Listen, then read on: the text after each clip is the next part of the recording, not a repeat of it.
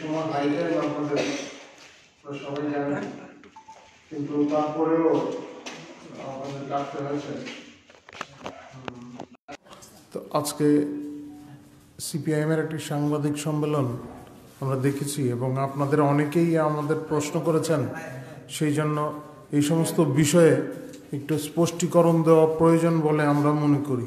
কারণ রাজ্যবাসীকে এইভাবে বিভ্রান্ত করার চেষ্টা, সত্যের অপলাপ এগুলি হচ্ছে, তো সেই জায়গায় আমাদের কিছু বলা প্রয়োজন বলে আমরা মনে করি। সেই জন্য আপনাদের আমরা ডাকলাম। সিপিআইএমের সাংবাদিক সম্বন্ধে বোঝা গেল তাদের রাজ্য সম্মেলন হয়ে গেছে। রাজ্য সম্মেলনে কি হয়েছে, তাদের ভেতরে মিটিংয়ে কি হয়েছে সে সম্পর্কে আপনারাই ভালো জানেন। আমরা তো আপনাদের কাছ থেকে জানতে পেরেছি। সেই সম্পর্কে বিষয়ে আমরা কিছু বলবো না, এটা তাদের দলের অভ্যন্তরীণ বিষয়। কিন্তু কয়েকটা বিষয় উনি বলেছেন, রাজ্যে নাকি কাজ নেই, খাদ্য নেই। এই খাদ্য নেই কথাটা এই তাদের সরকারের পতনের পর থেকেই তারা বারংবার বলে আসছিলেন। এটা আমরাও একটু চিন্তা ভাবনা করলাম যে বিষয়টা কি, তারা কি বলতে চাইছেন খাদ্য নেই। এই ন্যায্য মূল্যের দোকানে আপনারা যদি গিয়ে দেখেন, আপনারা নিজেরা খবর নিয়ে দেখবেন, ন্যায্য মূল্যের দোকানে এমনকি যাদের মানে কোনো অর্থ ছাড়াই যে চাল দেওয়া হয়, সেই চালও মজুত রয়েছে, কেউ নিতে চাইছে না। এই পরিমাণে সাধারণ মানুষের কাছে চাল সঞ্চিত আছে। আপনারা নিজেরাই খবর নিয়ে দেখবেন, সাংবাদিকরা এই বিষয়ে একটা তদন্ত করে দেখুন। রাজ্যের কোথাও মানে খাদ্যের কোনো সংকট নেই। এখন সংকট আছে তাদেরই, যারা বলছেন খাদ্য সংকটের কথা, তারা রসদ সংগ্রহ করতে পারছেন না। ইতিপূর্বে যারা গরিবের নাম করে এই গাঁজা চাষ নেশার মাধ্যমে রসদ সংগ্রহ করতেন, তারা এখন বিপাকে পড়েছেন। এই জন্য রাজ্যবাসীর কথা বলে মায়ে কান্না কাচ্ছেন, গরিবের কথা বলে তারা একটা সুশুরি দেওয়ার কথা বলছেন। কোথাও খাদ্য ভাব নেই। এমনকি রাজ্যের গরিব মানুষের কাছে এই পরিমাণে খাদ্য রয়েছে, তা আপনারা ন্যায্য মূল্যের দোকানে গেলেই পাবেন, খোঁজ পাবেন তার। আর একটি কাজ নেই। আর তারপরে এই যে রেগার পারিশ্রমিক, এইগুলি তো তারা যখন সরকারে ছিল তখন তারা এই কাজগুলি করত। বিরোধী দলের তরফ থেকে এই অভিযোগগুলো করা হতো, যারা রেগা শ্রমিক তাদের অর্থ তারা লোপাট করে নিত, চাপ দিয়ে অর্থ নিয়ে নিত। এখন এই ধরনের কোনো পরিস্থিতি নেই, সরাসরি তাদের অ্যাকাউন্টে টাকা ঢুকছে। এবং অনেক ক্ষেত্রেই দেখা যায় যে সাধারণ মানুষের অনেকেরই তারা মনে করেন যে না, রেগার চাইতেও তারা অন্য কোনো উপার্জনের পথে আরও বেশি রোজগার করতে পারেন, ফলে সবাই কাজও করতে চায় না। এটা হচ্ছে পরিস্থিতির উন্নতি। এটাই হচ্ছে পূর্বের সরকারের সঙ্গে এই সরকারের গুণগত তফাৎ। এখন আমরা যেটা আপনারাও জানেন যে পূর্ববর্তী সরকারের সময় বহু ভুয়ো কার্ড, রেগার কাজ নিয়ে আর আপনারা সবাই জানেন, নতুন করে আর বলার কিছু নেই। যে পরিমাণে পুকুর খনন করা হয়েছে তার রাজ্যের আয়তনেরও বেশি, কিন্তু এইসব করার সুযোগ তারা এখন আর পাচ্ছেন না। সেই জন্যই এই সমস্ত কথা, গালগল্প, অনাহারের কথা, কাজ নেই, খাদ্যাভাব, এই সমস্ত কথা তারা বলছেন। আত্মহত্যার কথা বলছেন। এই রাজ্যে কতটা নির্লজ্জ হতে পারে সিপিআইএম। তাদের সরকার যখন ছিল, বিধানসভা এবং বিধানসভার বাইরে বারবার বিষয়টি আলোচিত হয়েছে। এই রাজ্যে আত্মহত্যার যে মাত্রা, তা দেশে প্রথম ছিল বাম জামানায়। আত্মহত্যায় ত্রিপুরা প্রথম স্থানে ছিল বাম জামানায়, তার রেকর্ড এগুলি, এবং বিধানসভায় আছে। আজকে গৌতমবাবু সাংবাদিক সম্মেলন করে বলেছেন তিনি তার দলের যে নেতারা বিধানসভার সদস্য তাদের থেকে খোঁজ নিয়ে নেবেন।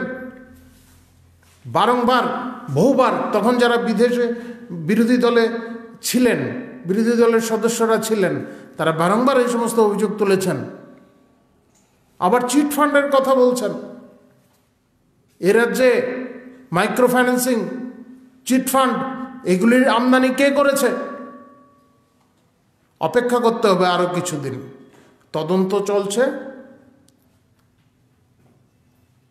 তদন্ত শেষে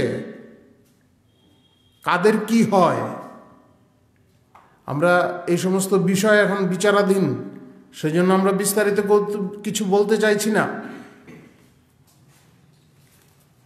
তদন্ত চলছে, তদন্ত প্রক্রিয়াকেও আমরা প্রভাবিত করতে চাই না। কিন্তু এ রাজ্যের মানুষ জানেন কারা বলতেন, চিট ফান্ডকে কারা আমন্ত্রণ করে আছেন, এই চিট ফান্ডের কারা এজেন্ট ছিল, মন্ত্রিসভার সদস্য, তা কি কেউ জানে না? সবাই জানে। মঞ্চে দাঁড়িয়ে বলছেন এই সমস্ত এই মাইক্রোফাইন্যান্সের মধ্যে অর্থ লগ্নি করার জন্য। তাদের নেতা মন্ত্রীরা বলতেন, রেকর্ড আপনাদের কাছেও আছে। তো এখন তারা বলছেন নাকি আমরা এই সমস্তকে উৎসাহিত করছি। বারংবার তারা এই সমস্ত কাজগুলি করছে এবং এখনো তাদের লোকেরা এই সমস্ত কাজে লিপ্ত। কোনো না কোনোভাবে তাদের এই রাজ্যে এনে আবার এই ব্যবসা চালু করা যায়, কারণ তারা বারংবারই সেই চেষ্টায় আছেন। এবং রসদ সংগ্রহের পথে যে বাধা আসছে, বর্তমান সরকার অনৈতিকভাবে রোজগারের সমস্ত পথগুলি বন্ধ করে দিচ্ছে, তাতেই সমস্যা, তাতেই তাদের সমস্যা হচ্ছে। এই জন্য এই সমস্ত কথাগুলি তারা বলছেন। এটা তো ঠিক যে এই যে অতিমারি চলছে, তার কারণে শুধু এই রাজ্যের নয়, এই দেশের নয়, সমগ্র বিশ্বে যাদের আর্থিক স্বাচ্ছন্দ্য ছিল, উন্নত দেশগুলি, তাদেরও সমস্যা হচ্ছে, তারাও সমস্যায় পড়েছে। নানা ধরনের আর্থিক সমস্যায় তারা জর্জরিত হয়ে পড়ছেন। কিন্তু রাজ্য সরকার এই সমস্ত সমস্যাগুলি থাকা সত্ত্বেও সাধারণ মানুষের স্বার্থের সঙ্গে যুক্ত কোনো বিষয়ই উপেক্ষা করছেন না এবং সাধারণ মানুষের স্বার্থ যাতে কোনোভাবেই ক্ষুণ্ণ না হয় সেইভাবে কাজ করে চলছে। এই রাজ্যের কৃষকরা, কৃষক আন্দোলনের কথা তিনি বলছিলেন, এই রাজ্যের কৃষকরা তারা মনে করেন যে এই ভারতীয় জনতা পার্টির নেতৃত্বাধীন সরকার আসার পরেই তাদের ভাগ্য খুলেছে। সরকারি অর্থে, সরকারি উদ্যোগে সহায়ক মূল্যে ধান কেনা হচ্ছে, আগামী দিনেও হবে। বিধানসভার ভেতরে বাইরে বারবার বিরোধীরা দাবি করেছেন রাজ্য সরকারের কাছে, যখন বামফ্রন্ট ছিল ক্ষমতায়, কিন্তু তারা কোনো উদ্যোগ নেয়নি। এই সমস্ত ফুটেজগুলি আপনাদের কাছেও আছে। কেন্দ্রের ঘাড়ে দোষ চাপিয়ে দিয়ে, কেন্দ্রের ঘাড়ে দায় চাপিয়ে দিয়ে তারা এই সমস্ত কৃষকদের একটা অস্থির পরিবেশের মধ্যে ঠেলে দেওয়ার চেষ্টা তারা বারংবার করে এসছেন। কৃষকদের তারা যাতে দুর্বল থাকে, তাদের যাতে আর্থিক স্বাচ্ছন্দ্য না আসে, তার জন্য তারা সদা সক্রিয় ছিলেন। এখন কৃষকরা বুঝতে পারছেন যে সরকার বদলের পরেই তাদের ভাগ্য খুলেছে। এখন কেন্দ্রীয় সরকার যে আইন নিয়ে এসছেন, তাতে করে সারা দেশে কৃষকরা স্বাধীনভাবে তাদের উৎপাদিত পণ্য বিক্রির সুযোগ পাচ্ছেন। যারা এর বিরোধিতা করছেন তার পেছনে অনেক উদ্দেশ্য রয়েছে। কারণ ওই সমস্ত রাজনৈতিক দলের নেতারা ওই ফরিয়াদের অর্থে পুষ্ট হচ্ছিলেন। তাদের আয়ের উৎস ছিল এই ফরিয়ারাই, কৃষকদের উৎপাদিত ফসল।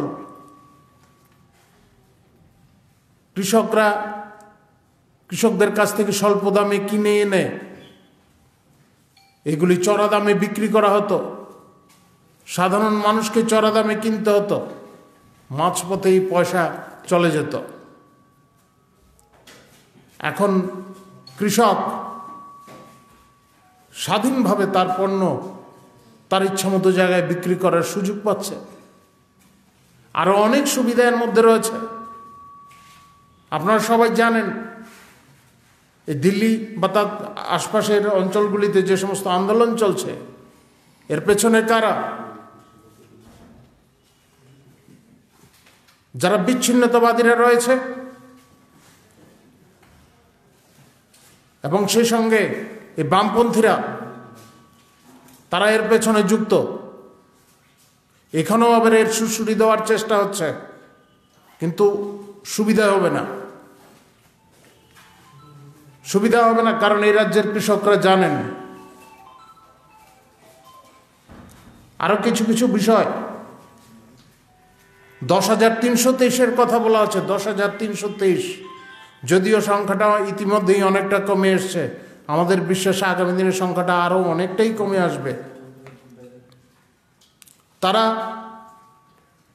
এই যে 10,323 কার পাপের ফল, তারা তা জানেন না। আমরা জানি যে আদালত যে নির্দেশ দিয়েছে, সেই নির্দেশ নিয়ে, সেই নির্দেশ দেওয়ার মতো অনেক কারণ ছিল, কিন্তু এই পরিবারগুলিকে এইভাবে নষ্ট হতে দেওয়া যায় না। তাই রাজ্য সরকার তাদের বিকল্প ব্যবস্থা চিন্তা ভাবনা করছে।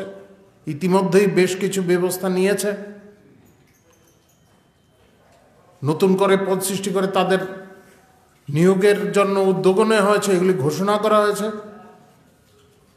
কিন্তু এখন যে আন্দোলন চলছে তার পেছনে কাদের মদত রয়েছে, কারা মদত দিচ্ছেন পেছন থেকে, প্রত্যক্ষ এবং পরোক্ষভাবে,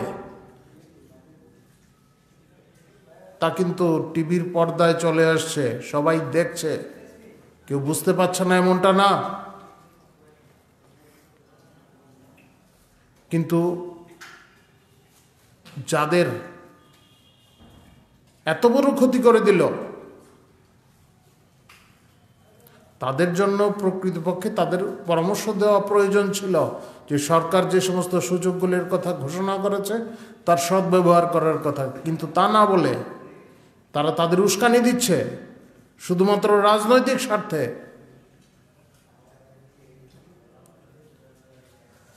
আর এটি পরিতাপের বিষয়, আজকে সিপিআইএম এর রাজ্য সম্পাদক তিনি জঙ্গি তৎপরতার কথা বলছেন। এই রাজ্যে জঙ্গি তৎপরতা কারা শুরু করেছে, ইতিহাস তার সাক্ষী। সিপিআইএম এর বহু নেতা এই সমস্ত কর্মকাণ্ডের সঙ্গে যুক্ত।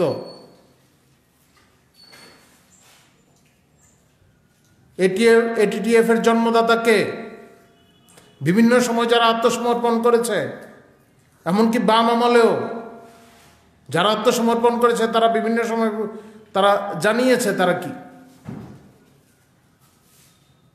আমরা সেই সময় বিস্তারিত আর যাচ্ছি না। যখনই তারা ক্ষমতায় না থাকে তখনই নতুন করে আবার উগ্রবাদীদের জন্ম দেওয়ার চেষ্টা তারা শুরু করে, অস্থিরতা সৃষ্টির তারা চেষ্টা করে। তবে এই রাজ্যে এখন এমন একটি সরকার রয়েছে যারা এই সমস্ত বেআইনি কার্যকলাপ রোধে কি করে রোধ করতে হয় তা খুব ভালোভাবেই জানে। এই রাজ্যে অপহরণ বাণিজ্য নতুন কোনো ঘটনা নয়, কিন্তু এই প্রথম কূটনৈতিকভাবে এমন একটা সার্জিক্যাল স্ট্রাইক করা হয়েছে যাতে করে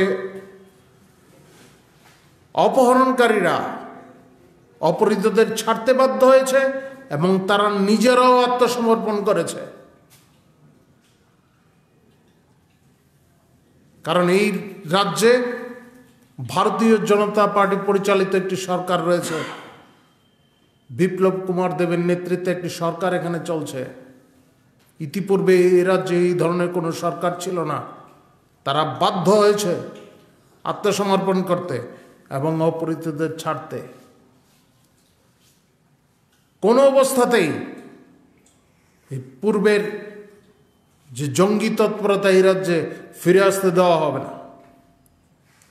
এই রাজ্যের জনজাতি অংশের মানুষ তারা আমাদের সঙ্গে রয়েছেন। আগামী দিনে স্বশাসিত জেলা পরিষদের নির্বাচনও রয়েছে, তাতেও তা প্রতিফলিত হবে।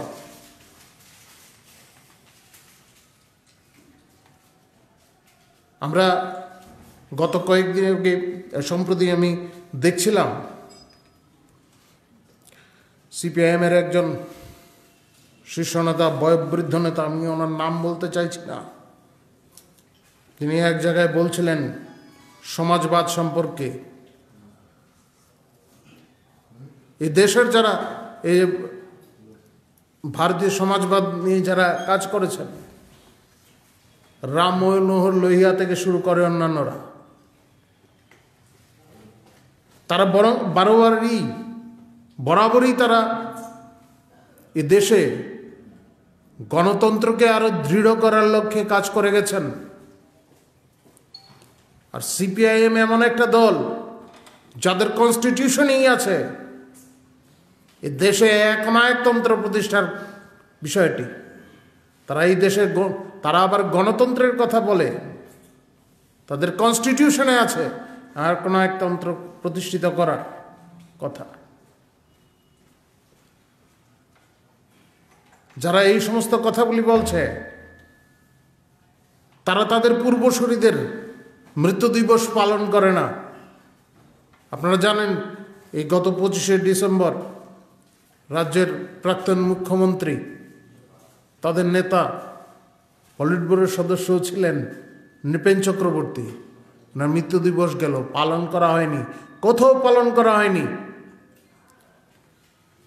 কিন্তু বিদেশি একটা খুনি হাজারো মানুষকে খুন করেছে, সে মাও সেতুংয়ের জন্মদিবস পালন করা হয়েছে, তারা পালন করে, নিজেদের পূর্বসূরীদের সম্মান দেয় না, বিদেশি খুনিদের তারা সম্মান জানায়। এমন একটা রাজনৈতিক দল, তারাই তো এই রাজ্যে উগ্রবাদের সৃষ্টি করতে পারে। এই ধরনের দলগুলি তাদের মতেই এই দেশে অস্থিরতা সৃষ্টি হতে পারে। কালকেও দেখা গেছে কৃষক আন্দোলনে কারা সক্রিয় দিল্লিতে। সারা দেশেই তারা এই ধরনের অস্থিরতা সৃষ্টি করতে চায়, এই রাজ্যেও চাইছে। ইতিপূর্বে সম্ভব হলেও এখন আর সম্ভব হবে না। আগুন নিয়ে খেলার কথা উনি বলছেন, ভুল করছেন। আগুন জ্বালানোর কোনো চেষ্টাই সফল হবে না। সরকারিভাবে সরকার যে সমস্ত পদক্ষেপ নেওয়ার নেবেন, আমাদের পার্টির কার্যকর্তারাও, সমস্ত মোর্চাগুলির সদস্যরা, তারা সচেতনভাবে বিভিন্ন এলাকায় কাজ করছেন। কোথায় কি হচ্ছে সব খবর আছে, কারা কি অস্থিরতা সৃষ্টি করতে চাইছেন, এগুলি বরদাস্ত করা হবে না। আমাদের কার্যকর্তাদের কাছে নির্দেশ রয়েছে, যেখানে এই ধরনের অশান্তির বাতাবরণ তৈরি করার চেষ্টা হবে, পুলিশের সহযোগিতা যাতে না হয়, পুলিশকে বিষয়গুলি যাতে জানানো হয়। আমি আর দীর্ঘায়িত করছি না। আপনাদের যদি কোনো বক্তব্য থাকে, আপনাদের যদি কিছু জিজ্ঞাসা থাকে, আপনারা আমাকে জিজ্ঞাসা করতে পারেন।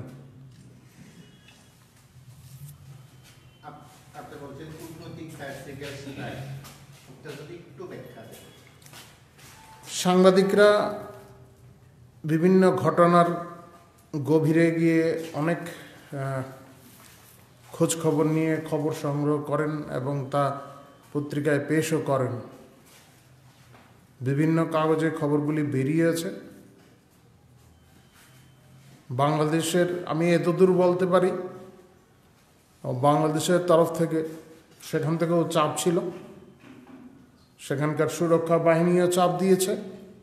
পাশাপাশি আমাদের রাজ্যে অবস্থানরত রাজ্য এবং কেন্দ্রীয় যে সুরক্ষা বাহিনী আছে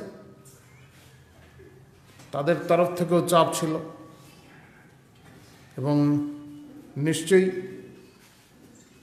আমাদের মুখ্যমন্ত্রীর যে ভূমিকা ছিল সেখানে, সেটা বিশেষ গুরুত্বপূর্ণ বিষয়। বিভিন্ন কাগজে এগুলি বিষয় বেরিয়ে আছে। আপনারা যে ইনভেস্টিগেটিভ জার্নালিজম, এর মাধ্যমে আপনারা জানতে পারেন সরকারের কাছে বা পুলিশের কাছে এই সমস্ত তথ্য, বিস্তারিত তথ্য রয়েছে, আপনারা এগুলো নিয়ে প্রকাশ করতেই পারেন।